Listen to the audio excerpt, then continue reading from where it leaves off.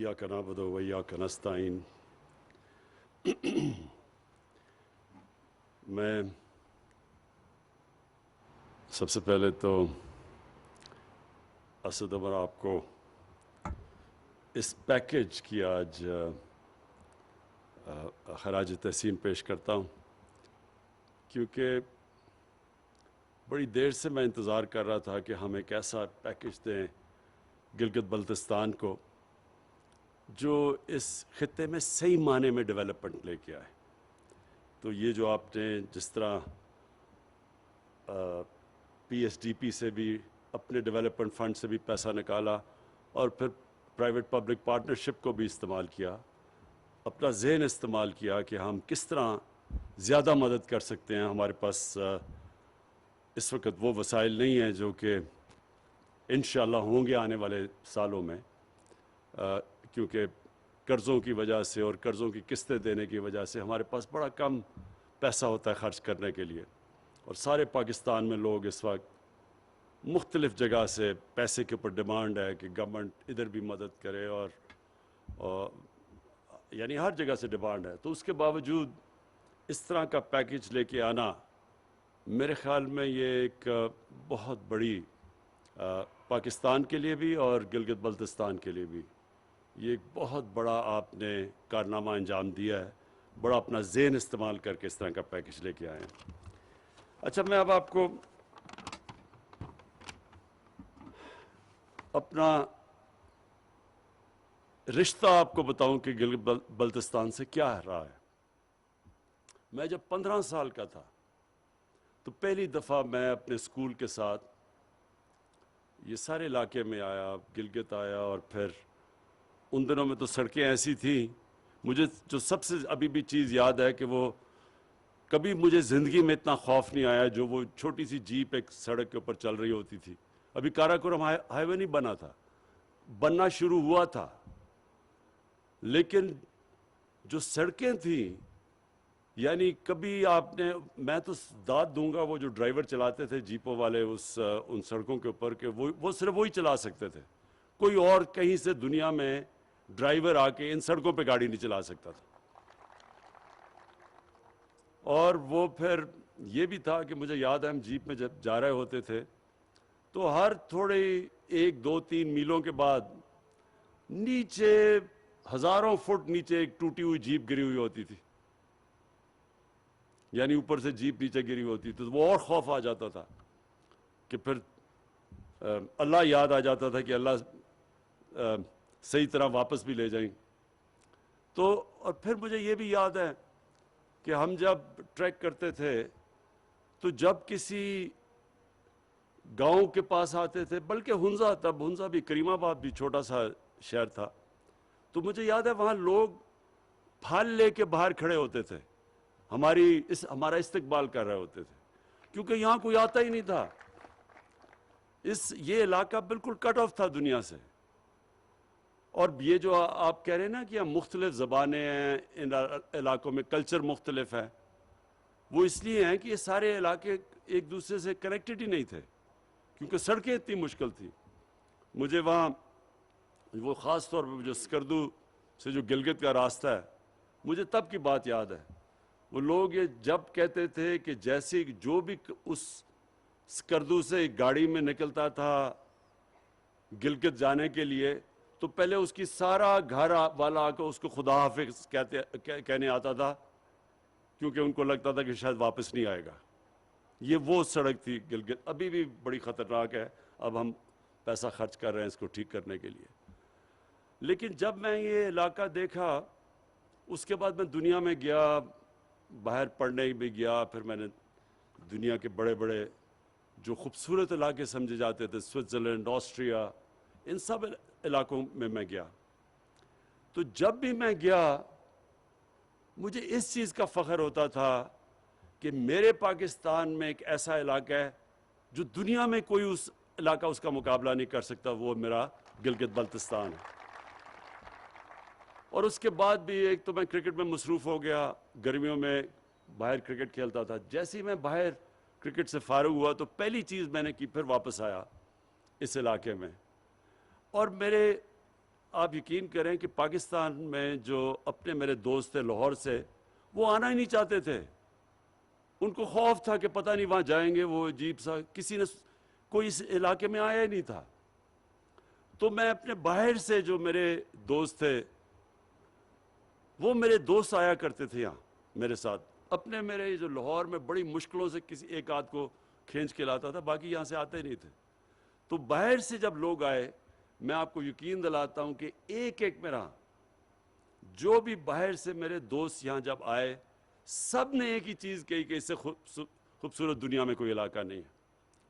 تو تب سے میں نے یہ سوچا کہ اللہ نے کبھی مجھے موقع دیا تو جب میں اس علاقے کے لیے کچھ کروں گا، میں صرف اس علاقے کی مدد نہیں کروں گا، میں اپنے ملک کی مدد کروں گا.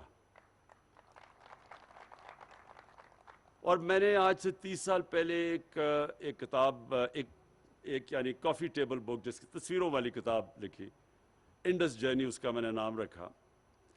اور وہ جب میں نے یہ سارا علاقہ دوسائے، اوپر سکردو، سارے علاقے میں ساتھ فوٹوگرافر کو لے کے گیا تصویریں لیتے ہوئے، تو جب وہ کتاب باہر میں نے جب پبلش ہوئی انگلینڈ میں، تو سارے لوگ دنگ ہو گئے کہ یہ بھی ہے پاکستان.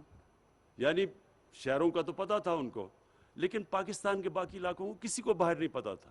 اور کتاب میں نے لکھی اس لیے کہ باہر کے لوگوں کو پتہ چلے کہ ہمارے ملک میں کتنی خوبصورت ہے. اور میں یہ بھی آپ کو بتا دوں کہ باہر کے لوگوں کی تو دور کی بات ہے، پاکستان کے لوگوں کو نہیں پتا کہ یہ ملک کتنا خوبصورت ہے. ہمارے اپنے لوگوں کو نہیں پتا. ہمارے حکمران ساری چھٹیوں کے اندر لندن جاتے ہیں، بچے ان کے لندن رہتے ہیں، ان کو کیا پتا پاکستان کا.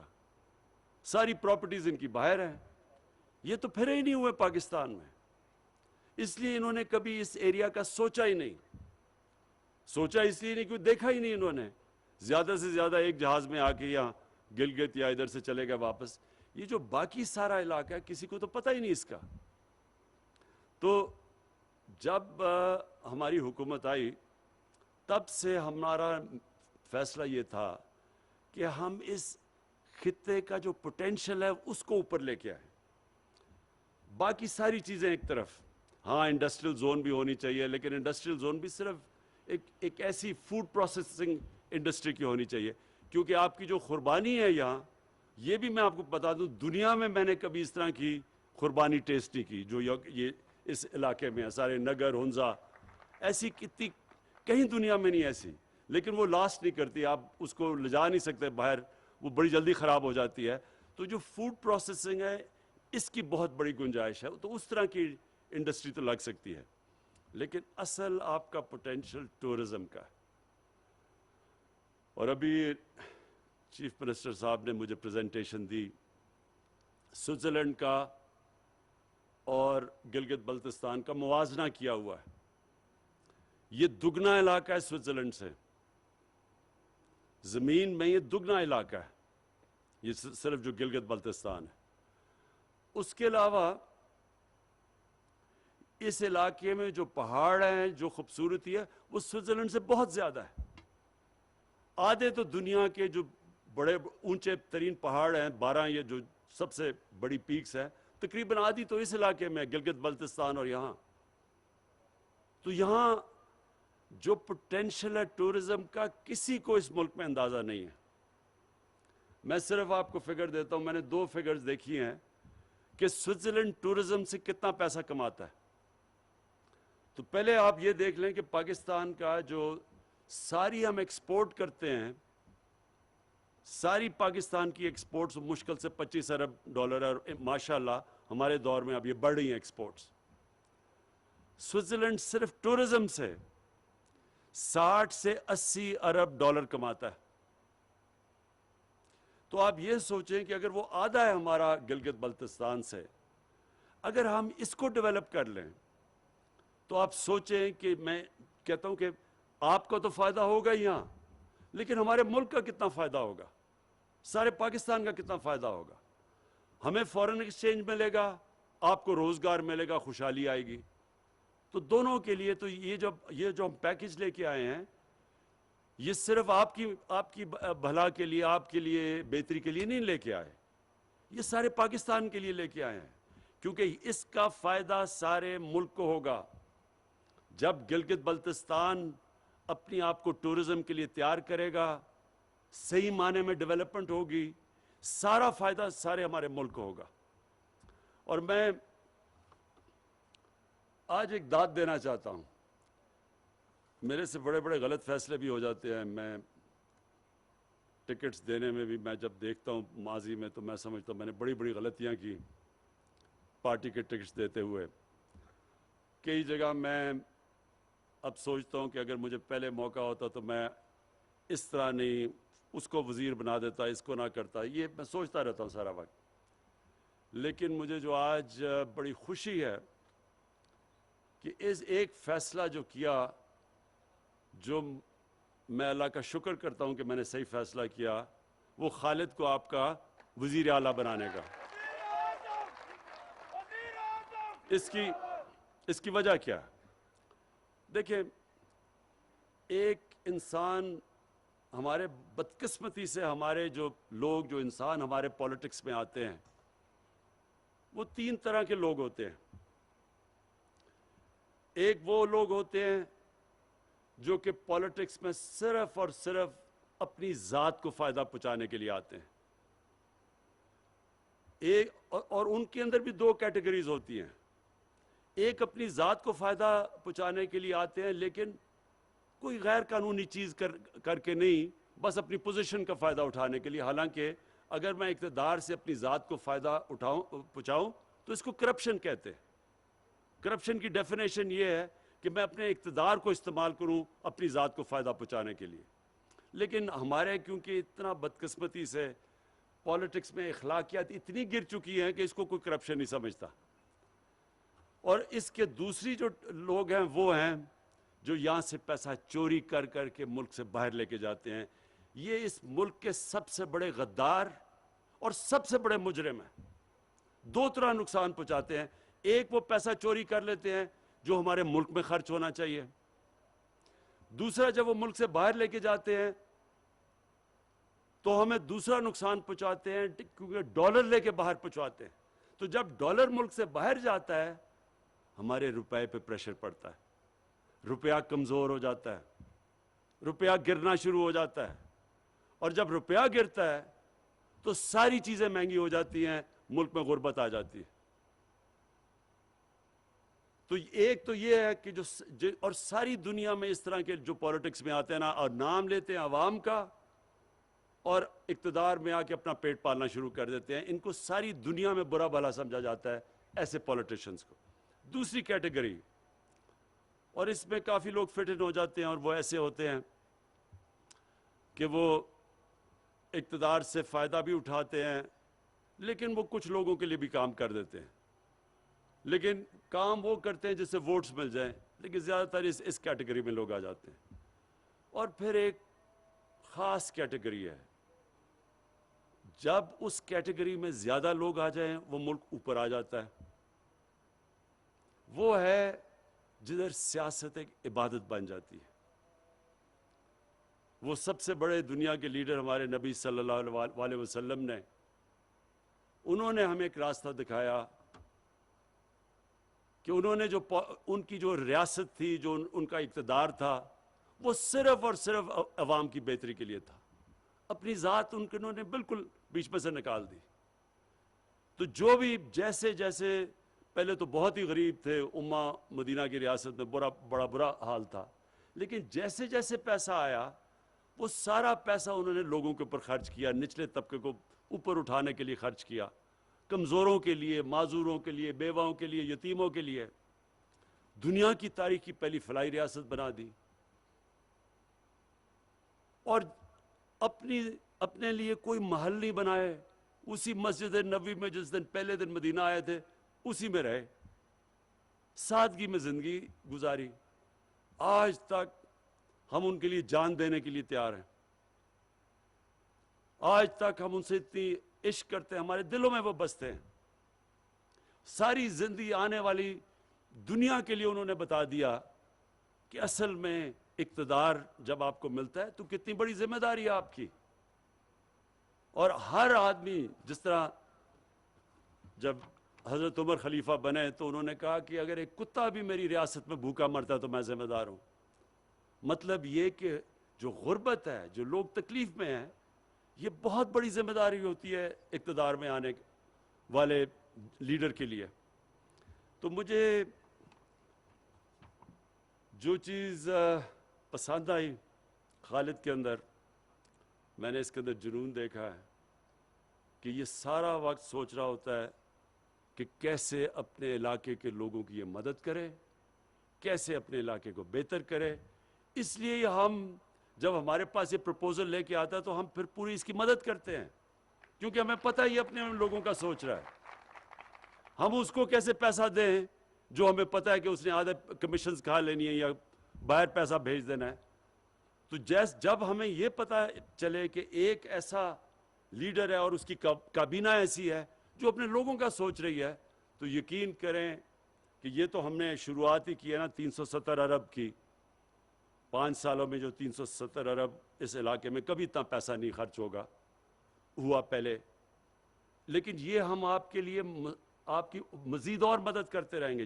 جیسے جیسے آپ چاہیں گے ہم آپ کی اور مدد کریں گے. میں آج آپ کے سامنے پیشن گوئی کرتا ہوں. خالد, آپ صحیح طرح ٹورزم کو سنبھال لیں. اگر آپ نے یہ ٹورزم کو صحیح طرح سنبھال لیا, آپ یقین کریں کہ آپ سینٹر سے پیسہ نہیں لیں گے, ہم آپ سے پیسہ مانگا کریں گے کہ جی ہمیں بھی پیسہ دو تھوڑا سا.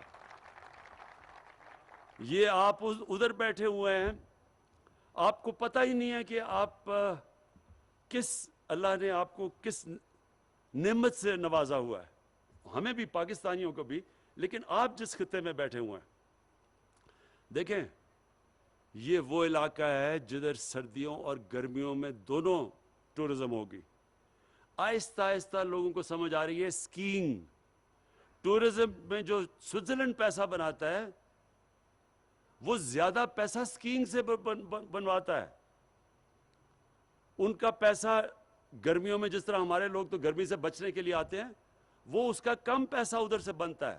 زیادہ پیسہ بنتا ہے جب وہ اسکیئنگ کے لیے جب لوگ آتے ہیں تو ان کے لیے جو وہ سروسز پرووائڈ کرتے ہیں, جو ہوٹلز بناتے ہیں, ادھر لوگ پیسہ خرچ کرتے ہیں. اس سے سب سے زیادہ فائدہ سوئٹزرلینڈ کو ہوتا ہے. تو آپ تو گلگت بلتستان میں ادھر بیٹھے ہوئے ہیں جدھر گرمیوں میں تو ویسے ہی سارے پاکستان نے یہاں پہنچ جانا ہے. وہ گرمی میں نیچے لوگ تو یعنی دعا کر رہے ہوتے ہیں کسی طرح یہ ٹھنڈے علاقوں میں آئے. تو پہلے تو آپ کو وہی فائدہ ہے, باہر سے ٹورزم آئے یا نہ آئے, پاکستان نے تو پہنچ ہی جانا ہے یہاں جیسے جیسے آپ کی کنیکٹیوٹی بڑھتی رہے گی. اور یہ آپ نے بڑی اچھی بات کی کہ جب لاہور سے فلائٹ آئی اسکردو تو ہوٹلز میں جگہ ہی نہیں تھی. ویسے بھی اگر وہ نہ بھی لاہور سے فلائٹ ہے, ویسے ہی آپ کے ہوٹلز میں جگہ نہیں تھی. جب میں 3-4 سال پہلے اپنے بیٹوں کو لے کے آیا تھا یہاں, تو تب بھی آپ کے سارے ہوٹل بھرے ہوئے تھے. سب سے بڑا پوٹینشیل یہ ہے جو ہم مدد آپ کی کریں گے, انشاءاللہ آپ کو جو قرضے دلوائیں گے, آپ نے اپنی یہ جو ٹورزم انڈسٹری کے لیے بڑی پلان طریقے سے کام کرنا ہے. بیکاز یہ بھی بات سن لیں کہ اگر آپ نے یہ صحیح طرح نہ کیا تو ٹورزم نہیں آئے گی. یعنی اگر آپ نے اپنے علاقے خراب کر دیے, صحیح آپ نے ٹاؤن پلاننگ نہ کی, گندگی پڑی ہوئی, آپ نے اگر اپنے یہ پہاڑ, اپنے جو درخت, جو جنگلات, ان کو نہ آپ نے ان کی دیکھ بھال نہ کی, اگر آپ نے جس کو ایکو ٹورزم کہتے ہیں کہ جو ٹورزم جو انوائرمنٹ کے ساتھ چلتی ہے, جس طرح اب سوئٹزرلینڈ کے اندر فرق کیا ہے, سارے ہی سوئٹزرلینڈ کے اندر قانون ایسے بنے ہوئے ہیں کہ ادھر یہ ہیں اسکیئنگ سلوپس, صرف اسکیئنگ ہو سکتی ہے یہاں. یہ ہے جدھر صرف ان کی گائے چر سکتی ہے, اس کے باہر نہیں وہ جا سکتی. یہ ہے جو جنگل جن کو کوئی ہاتھ نہیں لگا سکتا. اس علاقے میں آپ کے گھر بنیں گے اور گھر بھی اس طرح کے بنیں گے. اور پھر سارا جو ان کی جو میونسپل لوکیلٹیز ہیں وہ پھر ایک ایک چیز دیکھتی ہے کہ کوئی گندگی تو نہیں ڈال رہا کوئی, کیونکہ وہ پھر مشترکہ سب کا فائدہ ہو جاتا ہے کہ اگر وہ ٹورزم کے لیے جگہ اچھی ہو تو ساروں کو فائدہ ہے. تو اس لیے پھر ساری کمیونٹی مل کے وہ جگہوں کو صاف رکھتی ہے. اور آپ کی خوش قسمتی یہ دوسری یہ ہے کہ یہاں کیونکہ یہ علاقے کٹ آف تھے، جو میں آپ کو بتا رہا ہوں کہ جب میں یہاں آیا تھا تو یہاں سے گلگت جانا اس طرح لگتا تھا کسی دوسرے ملک میں جانا. اسکردو تو بھول ہی جاؤ نا، گلگت سے اسکردو جانا وہ تو دنوں پہ پہنچ. تو یہ کٹ آف تھا سارا. اس کی وجہ سے جو یہاں کی آپ کی کمیونٹی سسٹم ہے، جس طرح لوگ آپس میں رہتے ہیں، یہ کہیں اور پاکستان میں اس طرح نہیں رہتے جس طرح یہاں علاقوں کے اندر آپس میں ایک دوسرے کی مدد کرتے ہیں. یہاں یا میں اسکردو کے اندر تھا تو میں وہ گاؤں میں پھر رہا تھا، میں ان کے تھانے میں گیا، میں نے کہا مجھے بتاؤ یہ قتل کتنے ہوئے ہیں ابھی تک؟ انہوں نے کہا ساری تاریخ میں نہیں قتل ہوا اس تھانے میں. آپ سوچیں کہ اگر ہم پختونخوا جا کے کسی تھانے میں دیکھیں تو وہاں کیا فرق نظر آئے گا. انہوں نے کہا ساری تاریخ کے اندر اس تھانے میں قتل ہی نہیں ہوا کبھی. اور پھر کوئی سیکٹیرین وہ انہوں نے اس کے علاوہ کوئی وہ مسائل ہی نہیں. تو کمیونٹی مل کے اپنے مسئلے حل کرتی ہے. اس لیے آپ کے لیے بڑا آسان ہوگا بائی لاز کے اوپر عمل کروانا، صفائی رکھنا. ٹورزم کے لیے آپ اپنے گاؤں کو اور اپنے جو علاقے ہیں ان کو بچا کے رکھ سکتے ہیں آپ، کیونکہ آپ کے پاس وہ کمیونٹی ہے. اور انشاءاللہ آپ کے جو لوکل گورنمنٹ الیکشن ہوں گے اس سے آپ ایک صحیح معنی میں ایک سسٹم بنا سکتے ہیں جو کہ اس سارے علاقے کو بچا سکتا ہے. اور ہم یہ جو پروجیکٹس ہیں، میں صرف آپ کے لیے یہ اناؤنس ضرور کرنا چاہتا ہوں. 370 ارب کا 5 سال میں پیکج ہے. ہائیڈل پاور جنریشن اور لوکل ڈسٹریبیوشن نیٹ ورک، اس کے لیے ابھی اسد عمر نے اناؤنس کیے سارے فنڈز. ٹورزم کے ساتھ کنیکٹیوٹی، جو کنیکٹیوٹی ہے وہ بڑا امپورٹنٹ ہے. اس میں جو ہم کوشش کر رہے ہیں اب آپ کے لیے آسان کرنے کے لیے، وہ جو بابو سر کی وہ جو ٹنل ہے جس سے سارا ایک اور مل جائے گا، یعنی اگر لینڈ سلائڈ بھی آتی ہے تو آپ کے پاس آلٹرنیٹیو روٹ ہوگی.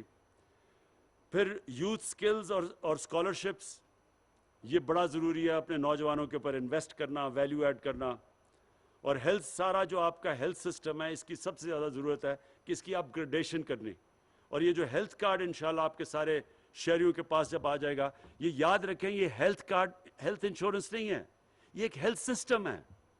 اس کی وجہ سے پرائیویٹ سیکٹر کے لوگ آپ کے علاقے میں آ کے ہاسپٹلز بنائیں گے اب، کیونکہ ان کو پتا ہوگا کہ لوگوں کے پاس ہیلتھ انشورنس ہے اور اس کے ذریعے وہ اپنا علاج کروا سکتے ہیں. تو اس لیے یہ آپ کے لیے بہت بڑا ہیلتھ سسٹم کا اپ گریڈ ہے. پھر واٹر اور سینیٹیشن، جو اسکردو کی بات کی کہ وہاں خاص طور پہ سیوریج سسٹم کی بڑی ضرورت ہے، کیونکہ وہ اتنی آپ کے یہ گلگت اور وہ اسکردو اتنی تیزی سے پھیل گئے ہیں کہ وہاں سیوریج سسٹم کی ضرورت ہے، نہیں تو وہ سارا پانی جائے گا دریاؤں میں جو نیچے تک جاتا ہے. اور پھر اسمال اور میڈیم انڈسٹری، دیکھیں جب آپ انڈسٹریلائزیشن کی بات کرتے ہیں نا کہ سی پیک پہ انڈسٹریلائزیشن ہو، انڈسٹریلائزیشن بھی وہ بڑی یعنی وہ وسیع ایک چیز ہے انڈسٹریلائزیشن. اس کے اندر اسمال اور میڈیم انڈسٹری جو ہے وہ یہاں کامیاب ہوگی، جس کے اندر میں نے آپ کو کہا کہ یہ جو آپ کی فوڈ پروسیسنگ ہے اور اس طرح کی، تو انشاءاللہ وہ بھی اس میں بھی پوری مدد کریں گے. اور پھر جو آپ کا انفراسٹرکچر ہے اس کی ایکسپینشن، آپ کے ایئرپورٹس کو بڑا کریں تاکہ بالکل ٹھیک آپ کہہ رہے ہیں یہاں ڈائریکٹ اب اسکردو میں انٹرنیشنل فلائٹس آیا کریں گی. کوشش کرتے ہیں، مجھے گلگت میں کافی مشکل لگ رہا ہے لیکن ہم کوشش کریں گے کیسے آپ کی مدد کر سکتے ہیں کہ یہاں بھی فلائٹس ڈائریکٹ آ سکے. ابھی تک تو صرف اسکردو جا سکتی ہیں. لیکن جو میں آخر میں بات کرنا چاہتا ہوں وہ یہ، دیکھیں میں جب بھی آیا، اور آپ کو 15 سال یا آج سے 55 سال پہلے میں یہاں آیا تھا، تو مجھے ایک چیز تب بھی یاد ہے کہ یہاں کے لوگوں کا ان کے اندر ایک یہ تاثر تھا کہ ان سے ستیلی ماں کی ٹریٹمنٹ کرتا ہے پاکستان. یعنی ایسے تھا کہ یہ اپنے دھیان ہی نہیں رکھ سکتے لوگ، تو وہاں سے کوئی آفیسر جب تک آفیسر نہیں آتا، اور وہ پھر ایک قسم کا وائس رائے بنا ہوا ہوتا تھا، سارے لوگ سمجھتے تھے کہ وہ جو بھی کہتا تھا وہ کرنا پڑتا تھا لوگوں کو. یعنی لوگ امپاورڈ نہیں تھے، لوگوں کے پاس اختیارات نہیں تھے. یہ مجھے تب سے یاد ہے کہ یہاں ضرور لوگ یہ کہتے تھے کہ جی یہاں بڑا ظلم ہوتا ہے، ہمیں وہاں سے بتایا جاتا ہے کہ ہم کیسے اپنے معاملات پہ کیسے ان کو چلائیں. اور پھر جب سے اس کے بعد بھی میں 30 سال پہلے جب آنا شروع ہوا پھر سے ہمیشہ مجھے یہ تھا کہ یہ ایک جو ہم اب تک جو سارا گلگت بلتستان کو سینٹر سے فیڈرل گورنمنٹ سے چلایا جا رہا ہے، یہ ایسے وہاں فیڈرل گورنمنٹ ایسے سمجھتی تھی کہ یہاں لوگوں کے اندر صلاحیت ہی نہیں اپنے آپ کو اپنے پیر پہ کھڑا ہونے کی، اپنے معاملے خود فیصلے کرنے کے لیے. اور اس سے بہت ہر قوم میں بڑا برا تاثر ہوتا ہے، جو لوگ بڑا برا فیل کرتے ہیں کہ وہ سمجھیں کہ جی یہ ان میں تو صلاحیت ہی نہیں اپنے معاملات چلانے کے لیے. تو ہم نے یہ جو آپ قدم اٹھائے ہیں اور جو پروویژنل سٹیٹس دیا پروونشل، یہ آگے سارے سٹیپس یہ ہوں گے کہ سارے فیصلے آپ کریں، آپ کے اوپر سارے اختیارات آپ کے پاس جائیں. آپ بہتر جانتے ہیں کہ آپ اس علاقے میں کس طرح کی ڈیولپمنٹ چاہتے ہیں، کون سی چیز پہلے چاہتے ہیں. اسلام آباد میں بیٹھ کے کیسے فیصلے ہو سکتے ہیں اس علاقے کے؟ تو یہ جو آپ کو اب جا رہے ہیں پوری طرح اختیارات دینے کے لیے، وہ انشاءاللہ اس کی شروعات ہو چکی ہے. اور پھر سے میں کہوں گا کہ بڑی خوش قسمتی ہے اس علاقے کی کہ ایک ایسا چیف منسٹر ہے جو پوری طرح کمیٹڈ ہے، اور ہم سب سمجھتے ہیں کہ اس میں قابلیت ہے کہ اب اپنا صوبہ چلا سکتا ہے. تو ہمیں کوئی ضرورت نہیں پڑی کہ ہم اسلام آباد سے اس کو ڈکٹیشن دیں کہ جی آپ یہ کریں وہ کریں، یہ اپنے فیصلے خود کرے. تو آخر میں صرف اب ایک چیز اور کہنا چاہتا ہوں. دیکھیں کہ ہم سب پاکستانی ہیں اور ہم سب کو ایک چیز سمجھنی چاہیے کہ ایک ملک کبھی بھی ایک عظیم ملک نہیں بن سکتا جس ملک کے اندر انصاف نہیں ہوتا، قانون کی بالادستی نہیں ہوتی. یہ بڑا ضروری آپ کو اس چیز کو سمجھنا. خوشحالی اس قوم میں آتی ہے جس میں طاقت ہوتی ہے انصاف کرنے کی. اور قانون کی بالادستی کا مطلب کیا ہوتا ہے؟ یہ بھی ہم سنتے رہتے، قانون کی بالادستی، آئین کی بالادستی. قانون کی بالادستی کا صرف ایک مطلب ہوتا ہے کہ طاقتور کو قانون کے نیچے لے کے آنا، کمزور اور طاقتور قانون کے سامنے ایک برابر ہونا. جب ہماری نبی صلی اللہ علیہ وسلم نے کہا تھا کہ اگر میری بیٹی بھی جرم کرے گی تو اس کو سزا دی جائے گی، وہ بھی قانون کے اوپر نہیں ہے. اور پھر کہا کہ تمہارے سے پہلے بڑی قومیں تباہ ہوئیں، جس طاقتور کے لیے ایک قانون اور کمزور کے لیے دوسرا. یہ اپنے ذہن میں ڈال لیں کہ جو قوم جس میں اخلاقی جرأت نہیں ہوتی طاقتور کو قانون کے نیچے لانے کی، وہ کبھی خوشحال نہیں ہو سکتی. کیونکہ جو چھوٹا چور چوری کرتا ہے وہ تو جس کی چوری کرتا ہے اس کو نقصان پہنچاتا ہے. لیکن جب آپ کے طاقتور چوری کرتے ہیں، ملک کے سربراہ، وزیر اعظم، وزیر، جب تکڑے لوگ، طاقتور لوگ چوری کرتے ہیں، وہ ملک کو تباہ کر دیتے ہیں. کیونکہ وہ جب چوری کرتے ہیں، وہ تو چوری کرتے ہیں اربوں میں.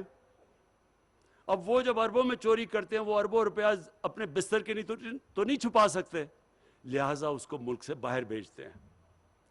اور یہ ہمارا ہی نہیں، یہ ساری دنیا کے اندر غریب ملکوں کی یہی داستان ہے. جو دنیا میں مقروض اور غریب ملک ہے اس کو اٹھا کے دیکھ لیں، ان کے بھی طاقتور لوگ، ان کے وزیر اعظم، ان کے صدر، وہ ملک سے پیسہ چوری کر کے باہر لے کے جاتے ہیں. ان کے بھی بڑے بڑے محلات ہیں مغربی کیپٹلز کے اندر، لنڈن میں، نیو یارک میں، فرانس میں. تو جب تک ایک معاشرہ ان لوگوں کو قانون کے نیچے نہیں لے کے آتا، ان کا احتساب نہیں کرتا، چھوٹے چھوٹے لوگوں کا احتساب کرنا، پٹواریوں کا اور یہ تھانے دار، اس سے کوئی فرق نہیں پڑتا. ہماری نیب 20 سال سے چل رہی ہے، کیا کرپشن کم ہوئی ہے پاکستان میں؟ صرف اب نیب نے بڑے بڑے لوگوں کے اوپر ہاتھ ڈالا ہے. یہ صرف ہمارے دور میں، ہمارے دور سے پہلے کبھی نیب نے بڑے لوگوں کو ہاتھ نہیں ڈالا. اور یہ اب پاکستان کی انشاءاللہ ہماری خوشحالی کے لیے، ہمارے بچوں کے مستقبل کے لیے اب ایک ایسی سٹرگل اور جد و جہد چل رہی ہے. جب بھی ہم جیتیں گے طاقتور کو قانون کے نیچے لے کے آئیں گے. یہ وہ ملک بنے گا جو آج سے 70 سال پہلے بننا چاہیے تھا, جو آج سے 50 سال پہلے بن رہا تھا. یہاں تیزی سے ہم سارے علاقوں میں ہم سب سے تیزی سے اوپر جا رہے تھے. میں تو ایک ڈیموکریٹ ہوں, میں تو کبھی بھی کسی ڈکٹیٹر کی حمایت نہیں کر سکتا, لیکن مجھے افسوس سے کہنا پڑتا ہے کہ جو تب جس تیزی سے ڈیولپمنٹ پاکستان میں ہو رہی تھی, ہمیں یاد ہے وہ دن جس تیزی سے ہمارا ملک اوپر جا رہا تھا. اور وہ ہمارا ملک صرف اس لیے اوپر نہیں گیا کہ جو حکمران آئے انہوں نے بجائے عوام کا سوچنے کے اپنے پیسے بنانے شروع کر دیے. تو یہ ہے ہمارے اب اسٹرگل, اور یہ ہے جدوجہد. اور قومیں اپنی آزادی, اپنی خوشحالی جدوجہد کر کے لیتی ہیں. کبھی بھی ہم چپ کر کے بیٹھے رہے اور سمجھیں کہ آکے کوئی قوم آزاد ایسے تو نہیں ہوتی. آزادی کے لیے قوم لڑتی ہے, جدوجہد کرتی ہے. یہاں بھی ایک کرپٹ مافیا بیٹھا ہوا ہے, اس کے خلاف اب اس سے آزادی لینے کے لیے پوری جدوجہد ہے. اور انشاءاللہ میرا یہ ایمان ہے کہ اللہ نے میری ٹریننگ ہی کروائی ہے مقابلے کے لیے, ان چوروں کو ہرانے کے لیے, انشاءاللہ.